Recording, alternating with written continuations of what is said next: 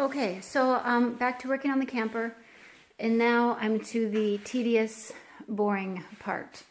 I have the window out, I have the door off, and my next job is to take off this. I think this is called the J-rail. There was a plastic, a black plastic, I don't know, cover right here to protect and hide these screws. And taking that off was a job. It's old. It's probably the original molding. And it's very cold here, so it was just like, it's very brittle. It was breaking off in pieces. Fortunately, I had my safety glasses on because I got hit with shrapnel in the face a couple times. You can see that these screws here look pretty good. As you get closer to the top, they get rusty. And I'm going to show you the top here. Here's a little peek at the inside. Looks the same. Got this closet taken out. Let's go to the top. So my little camper has been repeatedly violated with caulk. Obviously there was leaking up here, so they just caulked the crap out of it and tar, trying to stop the leaking instead of actually fixing it the right way. So when I got the plastic stuff out of this little channel, you can see that a lot of these screws, let's see if I can focus in on one, they're rusty and they're all gooped up, and it's, you know, this whole top of this really needs to be sanded and cleaned before I can put it back together, because I want to do it the right way where it's going to last. So I've started cleaning down this way a little bit. So the next job is going to be to clean out this channel really well, clean out around all of those screws, and then put some, like, I don't know, there's kind of like grease or WD-40 or something to try and loosen up some of those screws before I start taking them out. And then to get all of this caulking and tar and crap off. So it's going to be a lot of tedious little pain in the neck kind of work for a little bit. But then when it's finished, then I can get to the fun part. Oh, I also have to take off this, you know, putty and caulking that was around the door and around the window. And I've taken off a lot of it. There's a little bit of residue that I'll have to use some solvent to get off. But once that's all done, then I can get to the fun part of actually rebuilding the inside and making it the way that I want it. So I bought a few little tools here that hopefully will help. Some caulk remover. I don't know how well this is going to work in the temperature that I'm working in. It's 8 degrees outside. Inside the garage here, it's probably at best 30. So I'm not sure how this is going to work in the cold. I'll give it a shot, and I might have to rent a heater, which I'll have to do when I get to the Bondo anyway. Then I bought this little wire cut brush thing that goes on the end of my drill to try and get some of that stuff off. Bought a few tools for that. And then this epoxy, I'm going to try on the door frame. The door frame has actually come apart. I'm going to give this a try, see how it works. I talked to some people about welding it back together, and they said, well, it's aluminum and it's too soft to weld. So I might have to do a little research on how to do that, but this was not too expensive. So I'm going to give this a shot first and putting that door frame back together. So that's my plan for today, and I'll let you know how it goes.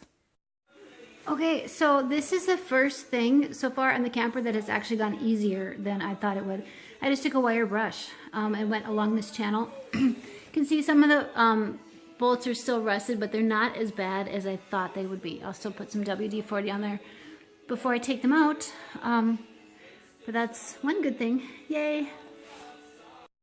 Okay, so as I said, this is the tedious part of the job, where you feel like you're working a long time and not really seeing a lot of progress. I've been working on getting the silicone and the caulking off of the windows and what I can around the edge here, so that I can put it back together and get a good seal with the new putty that I'll be putting in.